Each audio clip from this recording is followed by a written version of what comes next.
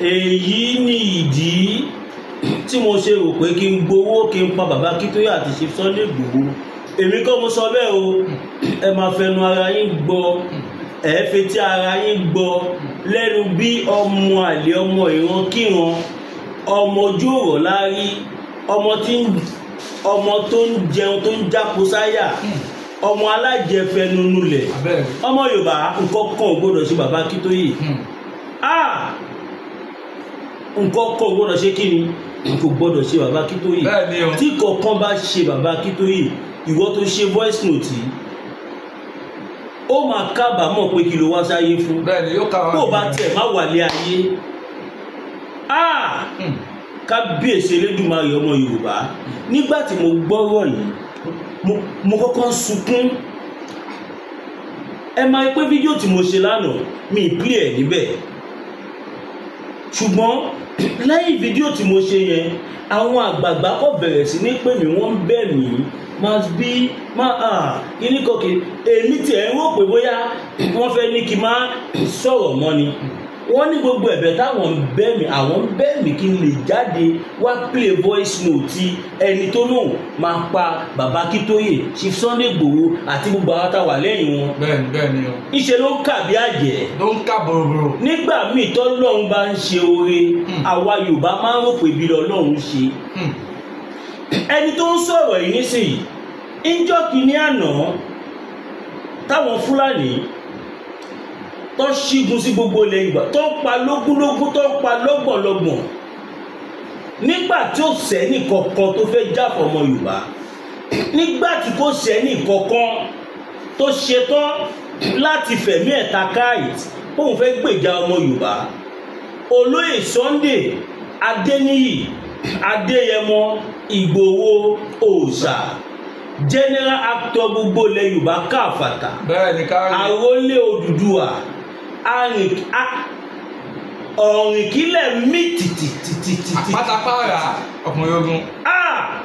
Bàbá yìí nìkan ló dìde, àti bàbá wa emeritus merited intelligent distinguished professor Adébánjí Akíntóyè.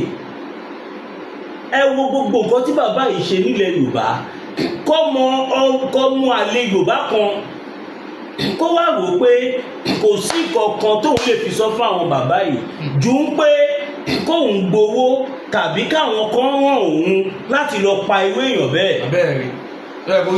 Mo ṣe fídíò yẹn lánàá, ọ̀pọ̀lọpọ̀ èèyàn ní must be ń tó ṣe yìí dà, má fi iná sórí òrùlé sùn, dárúkọ ẹni yìí fún wa. Mo máa dárúkọ ẹ̀ fún yín lè ní, mo máa kódà tó bá possible máa pe phone number ẹ̀ fún yín lè ní, màá dẹ̀ play ohun ẹ̀ lè ní. Àjẹ́ké lánàá, ọmọ kú lè ní, ta ni ò mọ̀ pàjẹ́ tó ké lánàá ló pọ̀ ọmọ tó kú lè ní. Bẹ́ẹ̀ni o. Ọmọ Yorùbá kí là ń ṣe léyìí sí? Ọ̀dà. Àwọn bóyá òun ló wọ́n yàn sí mi ni o, bóyá àwọn yẹn wá jẹ́ṣẹ́ ara wọn ni o, mi ò mọ̀. Ọlọ́ sọ pé ìbínú lòun fi sọ̀rọ̀ yẹn, kò ṣe pé òun mì ní ẹ̀, òun ò ṣe kìnnìkan. Kéèyàn owó ṣùṣù kó dẹ̀ fẹ́ lọ pa bàbá 90 years mọ́lé, ó dẹ̀ fẹ́ dàgbà. Ó fẹ́ dàgbà. Àwa la ní kí bàbá tiẹ̀ sunkún kú ni. Àbí ṣàwàlà ní kí bàbá tiẹ̀ fòṣọ́lẹ̀ ni.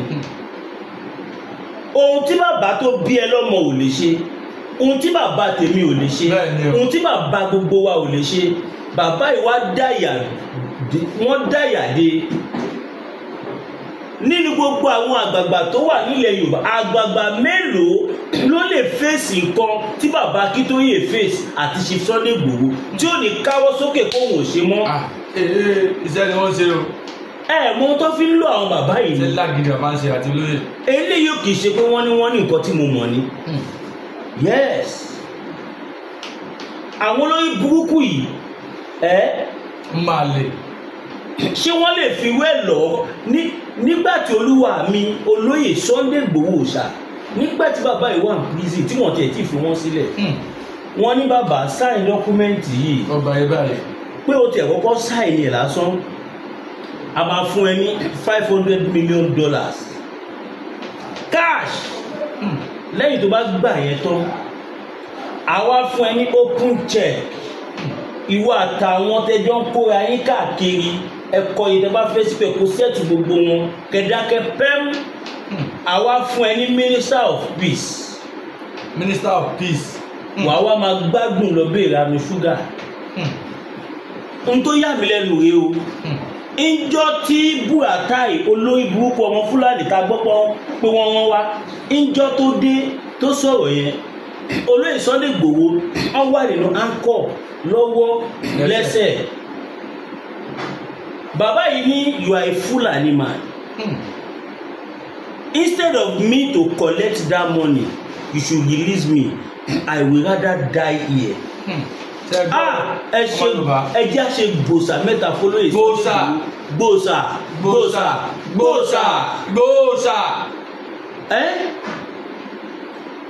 ìwé èèyàn bẹ́ẹ̀ bàbá wa Professor Banji Akíntóyè nígbà tí wọ́n mú Chief Sunday Igboho wọ́n ní tí wọ́n bá fi olúwa mi lẹ̀ àwọn ò ní padà sílẹ̀ Yorùbá. àwọn dẹ̀ máa sa gbogbo agbára táwọn bá ní láyé yìí láti rí dájú pé ìyà tó lóye Sunday Igboho jẹ ìyà yìí ò ní jẹ wọ́n gbé tó túmọ̀ sí pé àwọn máa kó wa délẹ̀ lérí. láṣẹ Èdùmàrè. kọ́ ọmọ tó bí nílẹ̀ Yorùbá kan kó wá wò ṣùṣù kó má wà réèyàn tó lè pa kó má wà réèyàn tí ó lè gbowó lọ pa kó má wà réèyàn tó jẹ́ wípé wọ́n lè rán pé kó lọ pa kó wá jẹ́rú àwọn bàbá méjèèjì àti àwa tá à ń pariwo síta ó sọ pé òun máa wá pa wá mọ́lé kò tójọ́ márùn-ún náà gbogbo ọmọ Yorùbá àwa ń ṣe bẹ nípa àmọ́ pé òun ló ṣiṣẹ́ yẹn. jẹ́ ìgbà bẹ́ẹ̀ ni. ọ̀pọ̀lọpọ̀ àwọn èèyàn wá ń dákẹ́ wọn fẹ́ sọ̀rọ̀. tọ́lọ́run bá ń gbèjà wa nígbà míì á dàbí pé ìkà lọ́lọ́run ṣe fún wa. ẹ wo wèrè kí wèrè yìí sì ẹ́ kí Fúlàní ti padà nù. ẹkùn ti padà nù. àní wọn pọ ọmọ Yorùbá táàdẹ̀ ni mọ̀ pé wàhálà táàní mọ̀ pé gbogbo tó ń ṣe yìí lọ́lọ́run fẹ́ jẹ́ kó tiẹ̀ ṣẹlẹ̀ rárá. wọ́n láyé wa mọ́. àwa náà là ń gbàdúrà là ń gbàwẹ̀ là ń bẹ Ọlọ́run pé tọ̀ gbogbo tó bá máa jí wa lọ́nà kọ́ lọ mú wọn kúrò. bẹ́ẹ̀ ni kó mọ kó lẹ̀. lóòótọ́ àwa ọmọ Yorùbá a ò lágbára kó má dàbí pé wọ́n ni Mass BTV ń pa ẹni tó ṣe voice note yìí wọ́n ń pè ní no king as God. ó kọ gẹ́gẹ́ nìyẹn. kí lórúkọ ẹ̀. no king as God. ọmọ tún jẹ́ orúkọ kọ Bólúwa ti fẹ́ àbí. Bólúwa ti fẹ́.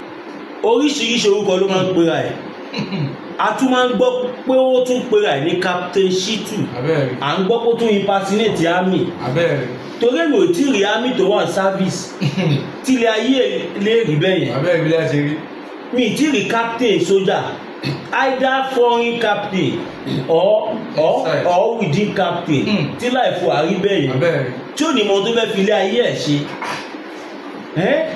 bàbá Tinubu gan ò tẹ́ tí kò fẹ́ pààyàn bí bàbá Tinubu ṣe lágbára tó jẹ́ wípé tó bá sọ pé ẹni ẹ lọ pa ọmọ àlọ́ pa ni being the number one citizen being the president of Federal Republic of Nigeria bàbá ò ní sọ pé kí wọ́n lọ pààyàn láéláé torí bàbá Tinubu kò tiẹ̀ ń ṣàpààyàn wọ́n nífẹ̀ẹ́ ọmọ Yorùbá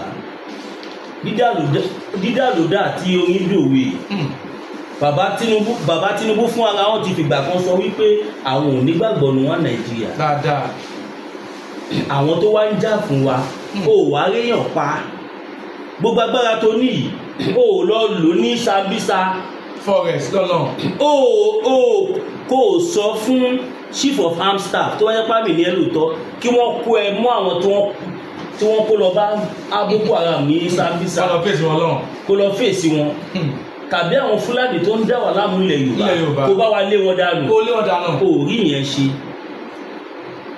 òmìnira ilẹ̀ Yorùbá ló wá jẹ́ tírẹ̀tì fún ẹ torí tí ò bá rí bẹ́ẹ̀ níbi táwọn bàbá yìí ṣiṣẹ́ délé ní òòrùn olùkọ́ wà pa wọ́n látijọ́ yìí tó jẹ́ pé a ti fẹ́ gbé àsíá wa sókè ló wá ló fẹ́ pa wá. abẹ́rẹ́ ọmọ Yorùbá máa play voice note ẹ̀ fún yín kó má dàbí pé màá bí ohun tó ń sọ látàárọ̀ kò yé wa a ò rí gbọ́ a ṣe gbà. I think this is the voice note. ọmọ láàrin tó àwọn ọ̀dà àwọn ilé Yorùbá ẹ̀jẹ̀ bá dáwọn ilé wọn òwúlò àwọn ilé yóò lè gbàdúrà tẹ́gbà Yorùbá nation kí àyèdèyèdè máa wà kọ́ lè máa rí owó tọ́ máa fi jẹun tọ́ máa tọrọ owó lọ́wọ́ àwọn aláàlú tó ti sọ̀rọ̀ yẹn ni àwọn tó ti kú wọ́n ti mú àwọn èèyàn wọ́n ti lọ kó sínú ògùn nígbà tó bá ṣe tọ́ ya fẹ́ gba Yorùbá ilẹ̀ Yorùbá gbogbo la máa kámọ́lé la máa gé lórí gé lápá dànù tàbá pa wọn dànù gbogbo wọn ní jẹ́ ká rí gbà òṣèré nìyà èmi ló kiri àfihàn mo sọ bẹ́ẹ̀ tá a bá ṣe tán fún wọn gbogbo wọn pátá la máa padà nù la máa ara ìgbà fèsì àwọn abẹ́ fèsì la máa gbalẹ̀ wa. ṣe ibo ṣe ń jábọ́ ṣe ibo ṣe ń kà bólóbóló ẹja dúpẹ́ lọ́wọ́ náà bó kà tí ó bá kà tí kò bá ṣẹlẹ̀ sí kan náà àwọn bàbá wa akọ̀bọ̀ wọn wá nǹkan tí ò sọnù kiri. bẹ́ẹ̀ ni o. ọmọ Yorùbá òun náà lẹ́yìn náà ti fi ti ń gbọ́ yìí o ẹ̀yìn tí wàá gbọ́ nǹkan kan mo tún fẹ́ play nǹkan kan fún yín. ṣe rí òmìnira táwọn bàbá wa Banji Akintoye tí wọ́n ń jà fún ó ṣiṣẹ́ lọ́nà tó pọ̀ dáadáa. ọ̀pọ̀lọpọ̀ alábọ̀mọ tó ní Yahya Gambari tó máa ń ní Fúlàní lóhùn tó máa ń ní Fúlàní láwọn tó máa ń sọ support certain of Sokoto àbí bẹ́ẹ̀ kọ́ máa pè kọ́kọ́ fún yín sí ó dá mi tẹ́ bá gbọ́ kínní ẹ fẹ́ lè sọ pé sóhun ló sọ̀rọ̀ ṣá ẹ wá gbọ́.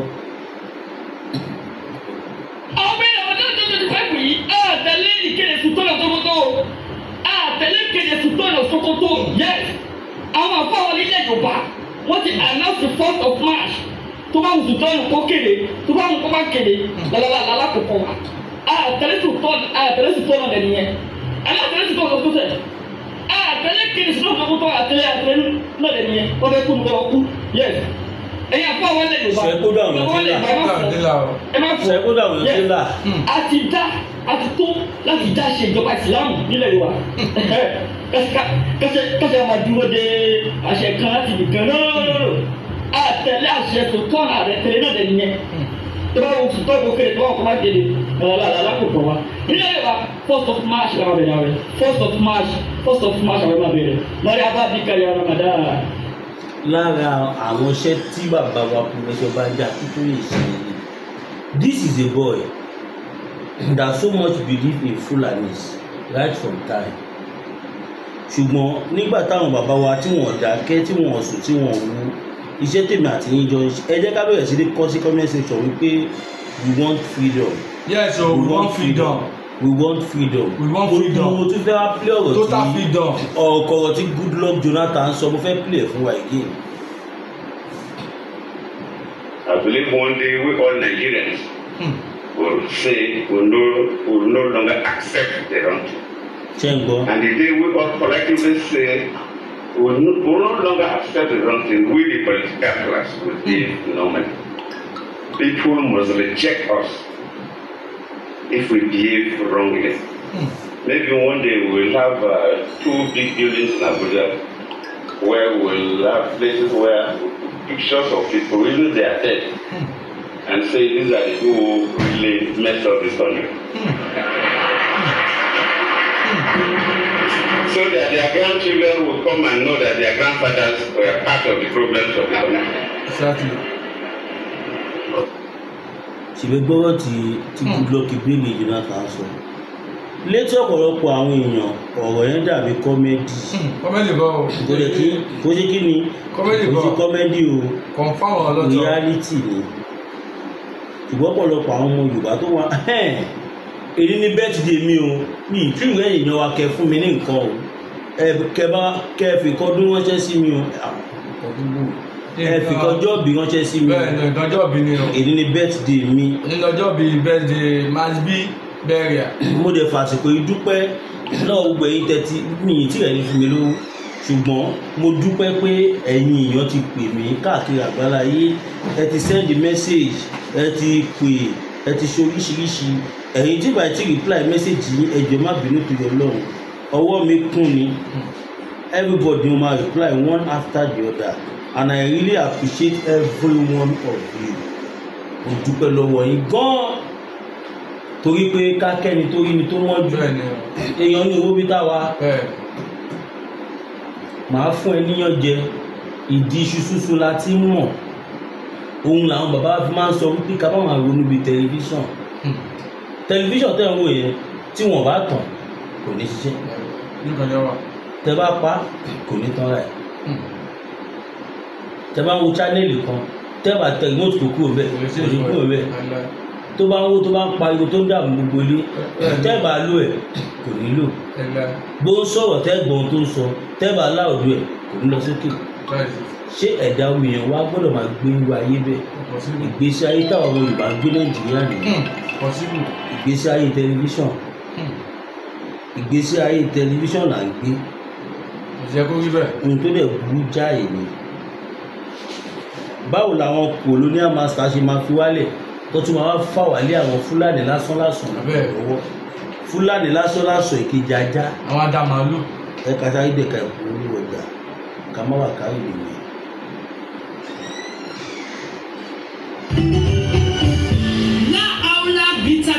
ẹkùn tí wọ̀ ní àjà pẹ̀lú àwọn kíndìnrín tó ní stone nínú ìyẹn kidney stone yóò mẹ́tì ẹ̀ tẹ́sí ìyágànù nínú àgọ́ ara yín òun kan náà ló ṣiṣẹ́ fún liver ìyẹn àìsàn jẹ̀dọ̀jẹ̀dọ̀ a sì tún máa ṣiṣẹ́ fún láti ìyẹn ìṣòro àìlèmí sókè sódò dáadáa láàlá bitter tea ló tún ṣiṣẹ́ fún ìfúnpá gíga ìyẹn high blood pressure bákan náà gbogbo ẹ̀mí tẹ́ ẹ bá ní ìṣòro ìṣètọ̀ tí a mọ̀ sí prostate cancer gbogbo àwọn àìsàn tá a là kalẹ̀ yìí pátápátá òun ni láàlá abá bitter tea yóò bá ọ̀já àjà ìṣòro ara yóò ń kọ́ láàlá bitter tea òun ni ká ẹ gbẹlura láti wá egbòogi láàlá bitter tea rà àbí tẹ́ ẹ bá fẹ́ mọ ibi tí wọ́n tẹ̀ lọ sí ẹ mẹ́sẹ̀jì wọn lórí àwọn WhatsApp numbers yìí +447-4245-27137 tàbí àwọn Nigeria numbers yìí 08033194355 tàbí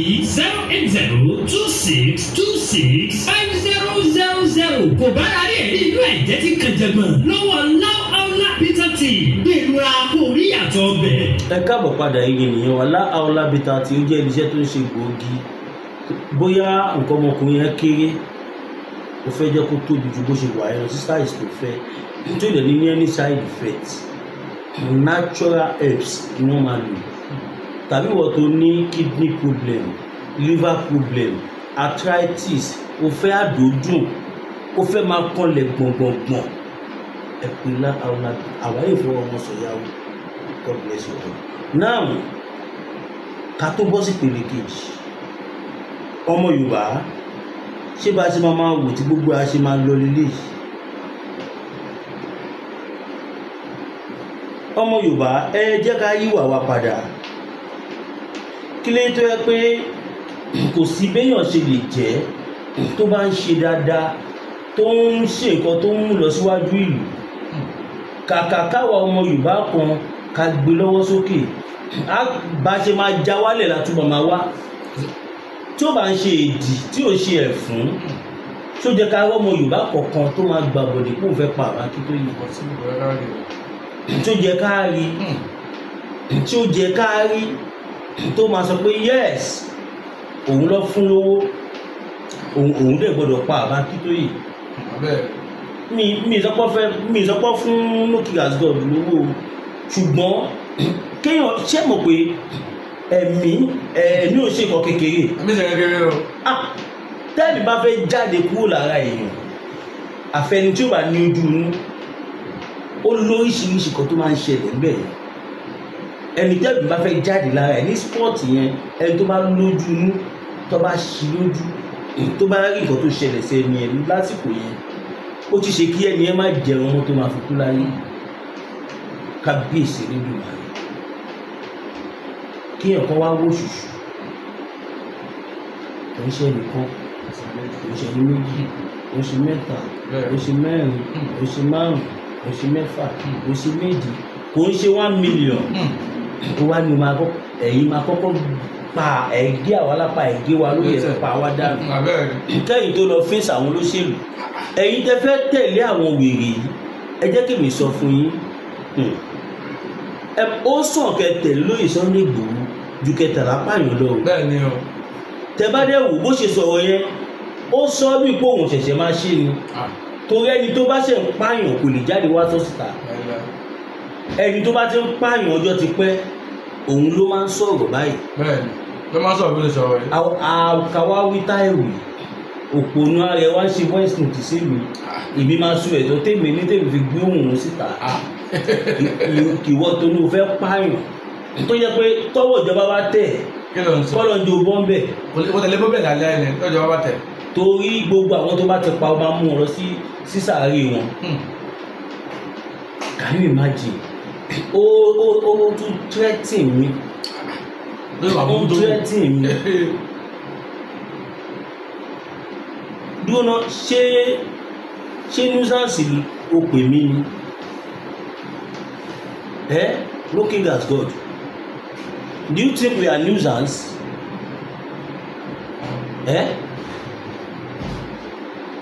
gbogbo wọn Yorùbá máa advice yín distance ara yín pẹ̀lú apáyàn. bẹ́ẹ̀ni ó kọ tó ní kòkòrò. ẹ̀yin tí ẹ̀ ń bá ṣe gan ṣàdánkátà yín torí pé olè ló mẹ́sàn olè tọ́ ló yá pàtà. bẹ́ẹ̀ni birds of the same feather flock together. àbíkó bẹ́ẹ̀ni o. ṣé mi tí mi kì í ṣàpàyàn ṣé mo ìlọ bá pààyàn kí wọ́n máa bẹ́ẹ̀ nìkan rìn káwọn ọlọ́pàá wá á mú wa papọ̀ kọ́ wá náà pààyàn ni kí wọ́n ní èmi ìmọ̀ ṣé wọ́n gbà pé mi ìmọ̀ ìkọ̀kọ́ dẹ̀ wà fún Nigerian government tọ́ba tí Nàìjíríà bá kéde pé àwọn fẹ́ lọ kó màálù o tí Nàìjíríà bá tí àwọn ọlọ́pàá Nàìjíríà tọ́ba ṣìṣì mú olóńgbò tàbí èkété tí wọ́n mú mọ́ màálù kí wọ́n tó mọ̀ pé àwọn méjì yẹn ń ṣe màálù wọ́n lè ti lo 20 years 10 years lẹ́wọ̀n tọ́ba léyàn. tọ́ba léyàn. Nigerian police ló máa prove ẹ̀ fún ẹ pé olóńgbò kò sí àtọ̀ náà àti màálù tó bá dẹ̀ fún ẹ ní analysis àsọ̀kọ́ ọmọ Yorùbá ẹ má jẹ́ àtẹ̀lé ẹ má jẹ́ apààyàn kẹ má jẹ́ ká tẹ̀lé apààyàn ẹ jẹ́ ká la ojú wa. káàmọ́ ìta fẹ́ tẹ̀lé. Ọlọ́run gan ló mọ ohun tó ṣe tó fi sá lọ Ghana tí wọ́n ló wà.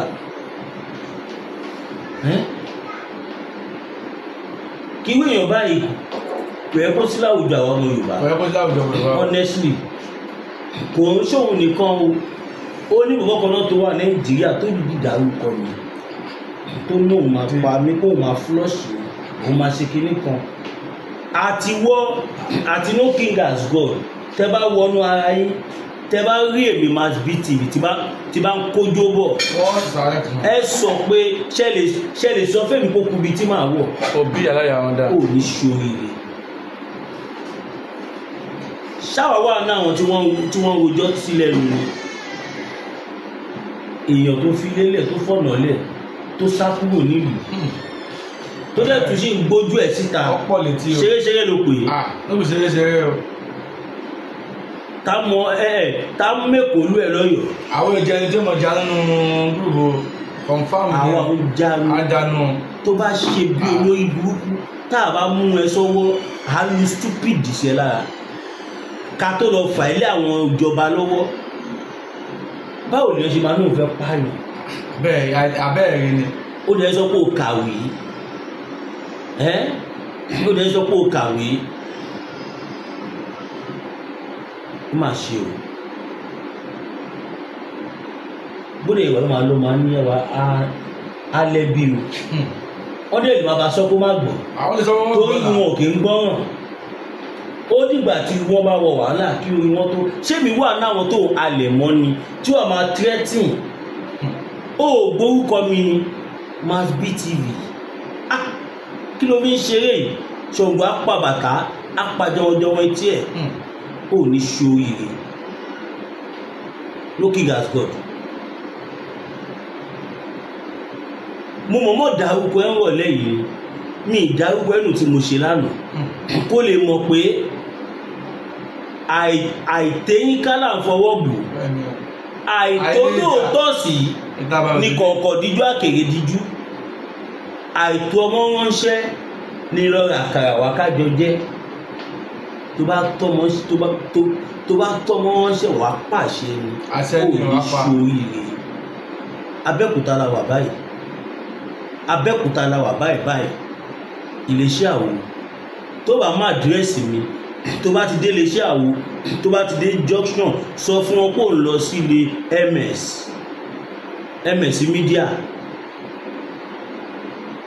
káwọn ọlọ́dẹ tẹ̀ ọkọ bá mi mú ẹ wọ́n tẹ̀ ọkọ dí ẹ kí a tó gbé ẹ lọ sí sẹ́lẹ̀wé ẹran àbíbò ẹranko ní máa nà ẹranko gidi ni àkọ́kọ́ ya lámàlàbára àníṣàwọn àmì ìmú ẹ̀ pé a bá wọn mú fascination bẹ́ẹ̀ ni o ńlá fẹ́ wá ṣé ó fẹ́ wà ní dátà ẹ̀rábèjì àmì àkọ́bẹ̀rẹ̀ ẹ̀rọ wọn náà àmì ẹ̀rọ mi kẹ́ ẹ̀ bó ṣe rí àwọn ni ṣe àìtí ìfọ́tò ẹ̀rí ni fọ́tò kò ní tó wọ sútù black báyìí àwọn sútù tí wọ́n ti lò láti 1985 àwọn sútù 1985 àwọn sútù 1980 tí àwọn ayégan wọ̀ wọ́n àwọn lọ́ọ̀yà charge and bail wọ́n máa ń wọ aṣọ tí ó wọ̀ yìí àwọn charge and bail lọ́ọ̀yà tó yẹ pé má tọ ọwọ́ mi lẹ́nu tí máa bá tì mí mi tí fẹ́ sọ̀rọ̀ ni o mi tí fẹ́ sọ̀rọ̀ tí bá tẹnu bọ̀rọ̀ o ò ní ṣe bẹ́ẹ̀ mọ̀. láíláí kò lè ṣe bẹ́ẹ̀ mọ̀ láíláí. ìwọ àtàwọn afọ́fúngbẹ́mu tí ẹjọ́ kóra yín kiri tẹ́yìn sọ pé àwọn kan wọ́n dé àwọn kan mọ́lẹ̀ tó bá rí anybody tí mo gbá tó bá wá tú àṣírí mi jáde ò ní ṣoríire tó bá tú wá bẹ́ẹ̀ tó bá tú gbọ́ òtún ní ṣoríire. confirm bẹ́ẹ̀ ni o. ṣé gbogbo wa ara wa jalè ní movement ni kò ṣe gbogbo wa inú ẹ̀jẹ̀ tiwa ni agitation wà campaign for freedom olówó tó ń pè mí ni mass burial for the bad leader. bẹ́ẹ̀ ni o mass burial for the bad leader. nígbà tí nàìjíríà ń gbóná wọ́n tó bí aláìyá anybody dákú sọ̀rọ̀ èmi jáde mo ní we have all what it takes to be among the best country of the world. mo sọ̀rọ̀ sókè mo ní mass burial for all our leaders. táìtù fídíò mi ni òun ló fi ń pè mí sí for more than 16 years tí mo ti ṣe fídíò yẹn kí tẹ̀lé 16 years close to 18-19 years mo kéré gan fídíò yẹn nígbà yẹn àwa ò lè jáde à ń lo àrùlọ jáde kọfẹ já tírélà bisikíìtì ká bá wọn já kọfẹ já tírélà indomie ká bá wọn já àwa ò ní passionate àpèrà wa nìkan tí a jẹ táwọn máa wí lọ wí bọ̀ wà níwọ̀ ló gbé òkú ọmọ bọ̀tà àwa làwa dáwó bẹ́ẹ̀ ni ó ní etí world media dà ò ní ṣoríire gbogbo èyí tó kù tẹ́bà tètè lọ yọ apààyàn bọ́tà ní gúúpù yín yọ ọyọ òun. ṣé ẹ ti gbọ́ ọ̀pẹ nípa wọ́n fún. ẹ̀yin tí ẹ bá ṣe allow kí no king as God wà ní gúúpù yín irú àwọn èèyàn bẹ́ẹ̀ yẹn a máa ṣọ́ àdírẹ́sì lé àwọn èèyàn kiri. ẹ má fi apààyàn sọ lé yín o. àbí ó ṣàwàlà pè lápààyàn òun ló sọ pé òun máa pààyàn. ẹni tó dẹ̀ máa sọ orúkọ bẹ́ẹ̀ yẹn á ti máa ṣe tipẹ́tipẹ́ masbili sọ pé òun fẹ́ pààyàn torí ìgbà tí ń sàpààyàn takú ti Jésù lè sọ pé òun fẹ́ pààyàn. bẹ́ẹ̀ ni ìwà ẹ̀sà pààyàn fẹ́ pààyàn. ìbí ẹni ò ní ronú ẹ̀ láéláé òun fẹ́ pààyàn kíyàn òun ṣùṣù pé òun fẹ́ pààyàn kábíyèsí níbi máa mo gbàdúrà fún ẹ pé lágbára Ọlọ́run gbogbo ẹ̀mí gọ́gọ́gbọ̀n tó bá wà lára ẹ̀ Ọlọ́run á wò ẹ́ sàn mo gbàdúrà fún ẹ pé gbogbo agbọ̀nà tó bá ń bá ẹ jà Ọlọ́run á wò ẹ́ sàn mo gbàdúrà pé gbogbo ogun ìdílé tó tẹ̀lé ẹ káàkiri gbogbo ogun ìdílé tó jẹ́ pé ibikíbi tó bá dé wàá gba ìyàdé ìyọ̀dúdé wàá padà tẹ̀ ń bẹ̀ kọlọ́run Elédùmarè á wú ẹ̀ sàn bọ̀ọ̀bọ̀ yìí nídìí ẹ̀ ó lè ṣòro agbègbè. bóyá káwọn ọmọ Ìbàdàn dàwó kí a gbé lọ àrò kó má tún lọ pa àwọn dókítà báwọn ọlọ́run ni tí ò dá sọ̀rọ̀ kéèmí wá lọ dá sí wọn á ní ojú wa ẹ tó fẹ́ pa ẹ́ tẹ́lẹ̀ kó wá lọ bí kó wá pretend bí pé kọ́ ti ṣe rún ṣáà o wọn ní èèyàn sọ fẹ́ kó o fẹ́ pa ẹ́ ìgbà tó tún jẹ́ kó tún ẹrù ọwọ́ bá ń bomi wá kí n fọwọ́ lù kò kàn mí mọ́ mi ìdá sọ̀rọ̀ mọ́ o have a nice day fẹ́yìn tẹ́ bá ní ìpolówó ọjà tẹ́fẹ́ fún wa ẹ pè mí sórí +229 57 74 79 70 tẹ́ bá ní ìpolówó ọjà tẹ́fẹ́ fún mi we advertise all kinds of goods tí ó bá ti tako ìrìn àjò ìgbàlejò. lè ní kí wá kàǹpé fún APC sí máa gbé yín ṣe pè ní lè ní wá kàǹpé fún PDP any political party má ti wulẹ̀ déwájú mi torí tó bá déwájú mi ti bá mọ orúkọ ẹ tọ́pìkì ní ẹjọ́ kejì it's better you don't jab us.